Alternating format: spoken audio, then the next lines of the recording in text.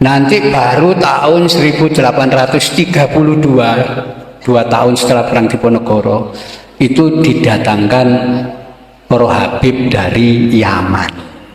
Ya, itu belakangan, gak melok perang. Ya, langsung datang di sini. Ya, itulah nanti diangkat oleh Belanda jadi kapten Arab macam-macam. Itu orang-orang yang dari Yaman. Bahwa kedatangan orang-orang Arab itu ada beberapa gelombang di sini, ya. Jadi pertama yang belakangan yang pakai gelar Sayyid, ya, itu masuk ke wilayah Nusantara termasuk di Jawa tahun 1790-an. Ya, kenapa? Karena di negeri Arab sedang terjadi pergolakan kaum Wahabi. Ya. Jadi kaum Wahabi tahun 1790 itu menyerang Karbala. Ya, karena dianggap sesat orang-orang di Karbala karena apa? Mengkultuskan kuburannya Imam Husain yang mati di Karbala. Di situ golongan Wahabi ini semua orang yang ziarah ke makam sekitar itu dan penduduk yang tinggal di wilayah Karbala dikumpulkan dan disembelih. 6.000 orang mati. Setelah itu bergerak lagi, ya, ke wilayah Hijaz. Ya, itu masuk, termasuk Mekah, itu jamaah haji juga dibantai di sana. Orang-orang yang mengaku keturunan Nabi, para sayyid, para syarif diburu-buru untuk dibunuh. Disitulah mereka melarikan diri. Sebagian lari ke Jawa, ya, dengan naik kapalnya Belanda, ya, lari. Nah, sebagian di antara para sayyid dari Hijaz, dari wilayah sekitar Mekah, ya, Jeddah, ya, kemudian sampai wilayah Madinah, itu namanya wilayah Hijaz. Itu sebagian masuk ke daerah Surakarta, ya. Mereka itulah kemungkinan kemudian oleh Sultan Hamengkubuwono II ditampung, ditolong, ya, dikasih tanah untuk tinggal di situ dan kawin dengan perempuan pribumi, ya. Wilayah tanah untuk para sayyid inilah, ya, yang di daerah Jogja sekarang dikenal dengan nama Kampung Sayyidan, ya, itu sampai sekarang namanya Kampung Sayyidan. Para sayyid inilah yang nanti ikut perang mendukung pemberontakan Sultan Hamengkubuwono II. Ya, Sultan Hamengkubuwono II ini kakeknya Pangeran Diponegoro. Ya. Beliau kalah, ditangkap, dibuang ke Penang, ya, dan kemudian pengikut-pengikutnya melarikan diri, termasuk sebagian para sayyid melarikan diri. Ya.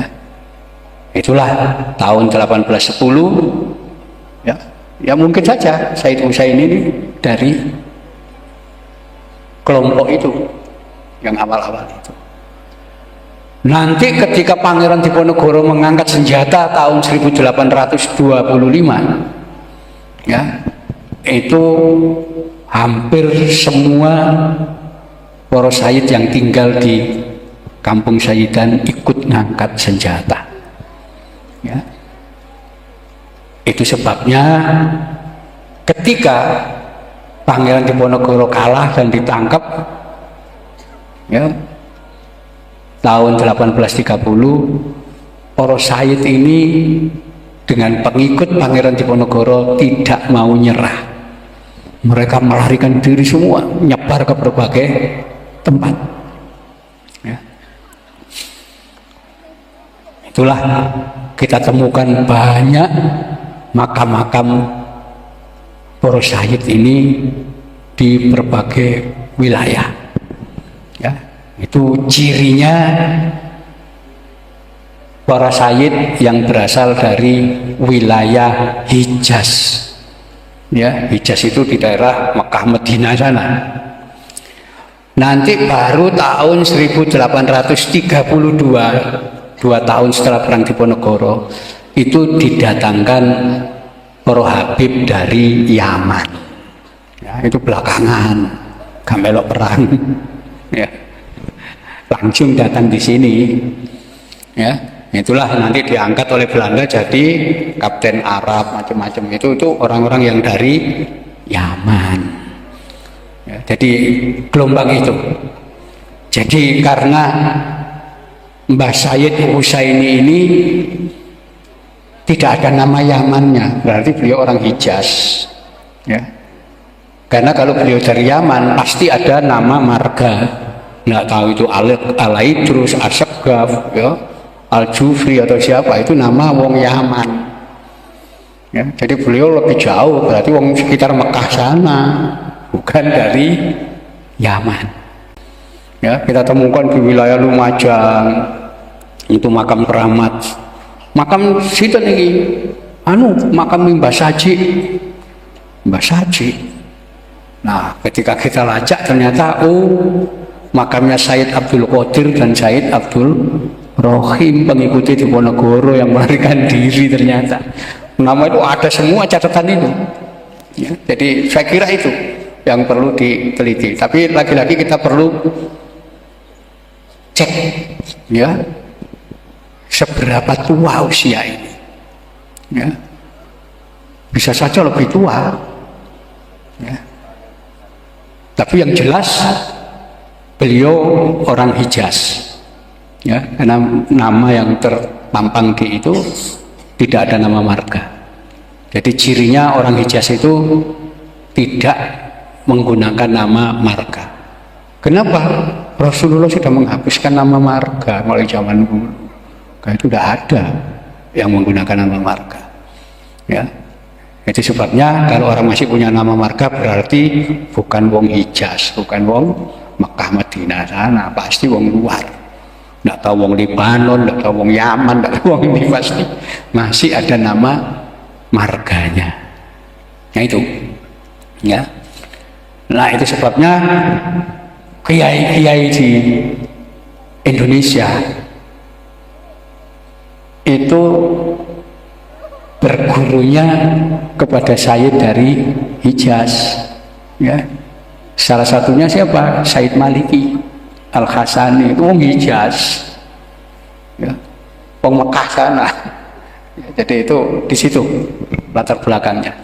Nah, jadi ada beberapa gelombang nanti kedatangan orang-orang Arab, termasuk Cino. Ya, Cino itu yang datang di sini mulai zaman Mojopahit, zaman Singosari, itu Muslim semua, nggak ada.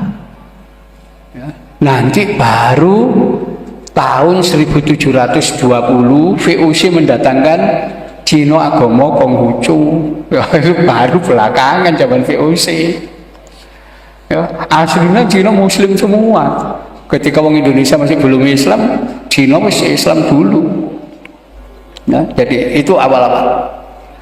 Ya, nanti orang-orang Cina Konghucu itu yang disebut orang-orang Hokkien. Ya, nanti kira-kira tahun 1864 datang lagi orang Cina Hakka. Ya, gelombang berikutnya yaitu wong Cina sing agamane Kristen, yaitu belakangan. Ya, karena dianggap orang baru dan agamane Kristen, orang-orang Cina Hokkien ini gak seneng. Ya, orang Cina kok agamane Kristen. Karena itu mereka memberi sebutan orang-orang Cina Hakka ini dengan sebutan orang asing, wong asing atau tamu baru. Ya, orang baru, wong asing. Nah, basa Hokkien, orang asing atau tamu baru, ya, tamu dari luar, itu basa Hokkien ini Sinhe. Wong Jawa gak bisa ngomong sinhe, singke. Ya, itu bedanya. Ya. Cina sing agama Kristen itu disebut sinhe atau singke. Ya. Nah itu gelombang kedatangan orang-orang Cina di sini, sama seperti Arab, gelombang-gelombang. Ya. Tadi tetap aja orang-orang di Nusantara ini mulai zaman kuno ya penguasanya tetap pribumi. Ya. Baru belakangan aja pribumi ini rotok gak kuoso. Ya. Kerja di mana-mana hanya sebagai TKI. Ya, tadi buruh loh. Ya, padahal dulu enggak. Ya, penguasa di berbagai negara dunia itu biasanya wong Jawa. Ya, wong Jawa itu dalam sejarah pernah mendirikan kerajaan Angkor di Kamboja. Ya, sampai sekarang rojo-rojo Kamboja itu turunan Jayawarman kedua wong Jawa. Ya. Di Thailand itu juga begitu.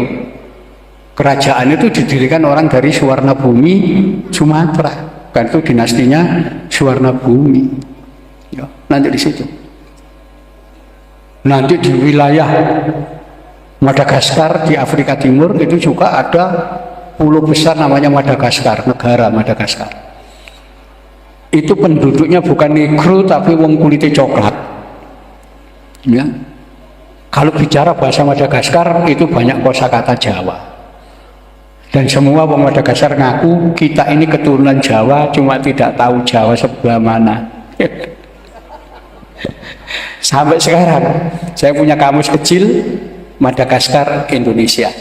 Ternyata kosakata Jawa, Jawa kuno itu hitung-hitungan esa 2, 3, 4, 5, 6, 7, 8, 9, 10, 20, 30, 40, 50. Padahal Madagaskar Jawa ini. Ya, sampai nanti ke orang Maori di Selandia Baru, ya itu bosan Jawa ini wakai, termasuk orang Hawaii, orang Fiji, itu kosakata Jawanya banyak. Jadi Jawa itu dulu nyebar kemana-mana. Ya, nah, sekarang tetap aja kebiasaan nyebar ke berbagai negara itu tetap cuma statusnya mudun. Sekarang jadi TKI.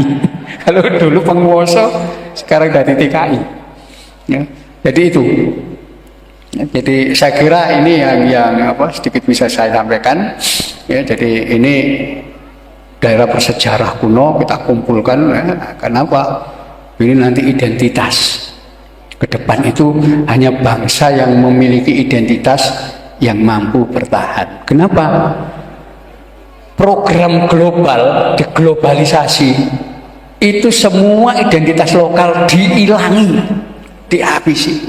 Kenapa? Yang namanya globalisasi kudu global. Ya. Karena itu lokal-lokal selamatan itu harus dihapus. Kenapa? Itu lokal, tahlilan lokal, ya, itu harus dihabisi. Karena itu kalau ada golongan agama yang mengharamkan selamatan, ya, menganggap tahlilan bid'ah, ziarah kubur musyrik, itu pasti oleh bayaran toko globalisasi. Kenapa? Supaya kita tidak punya identitas. Memang programnya begitu. Kenapa wong itu kok kuat yo? Padahal nganggur kabeh. Bayaran mereka. Ini program global.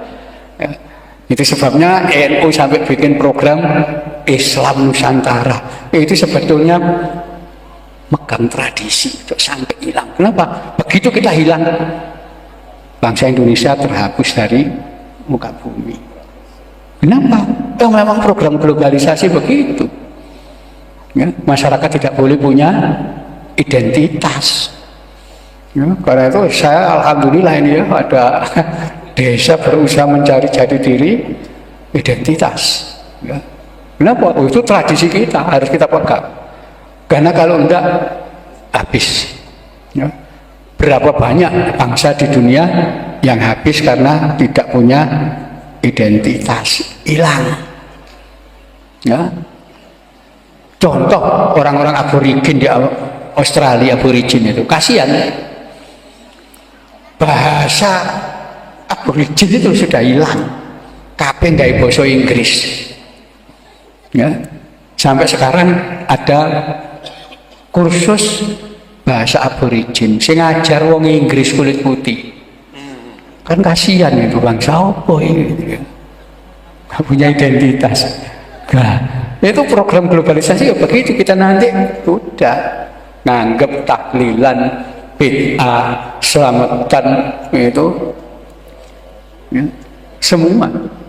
Jadi di situ ya, itu identitas kita pertahankan. Saya kira ini ya yang sedikit bisa saya sampaikan. Nanti kalau ada yang memberi masukan monggo kita kikan ya. Sekian, mudah-mudahan membuka wacana kita tentang hakikat peringatan-peringatan seperti ini ya. Jadi di Malang itu sekarang dihidupkan lagi tradisi sedekah bumi macam-macam. Ya sudah, itu identitas kita ya. Dan yang sedekah bumi itu baru muncul zaman Islam. Jangan keliru, upacara ruwatan itu zaman Islam, zaman Hindu gak ada ya. Nanti orang meninggal diperingati 3 hari, 7 hari, 40 hari, 1. Itu ajaran Islam. Jangan keliru, dianggap Hindu gak ada ya.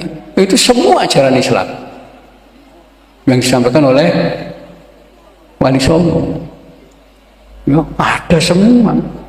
Saya kira ini yang perlu kita pahami nanti, bagaimana pentingnya kita menguatkan identitas tradisi kita. Kalau kita bangsa yang berbudaya.